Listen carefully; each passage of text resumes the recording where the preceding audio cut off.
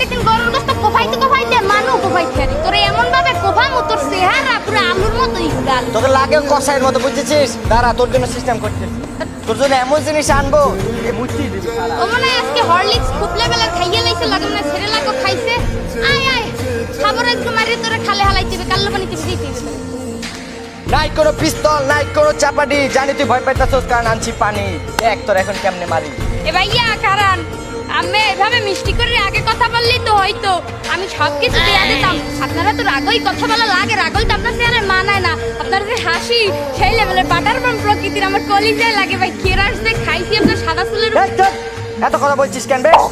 যা আছে সাথে দিয়ে দে বেটা। এত কথা বলে আমার গার্লফ্রেন্ড তো এত প্রশংসা করে না। ভাইয়া আর দাবার দিয়ে না আমি কান্দে দিব সব দিতে আসি তো।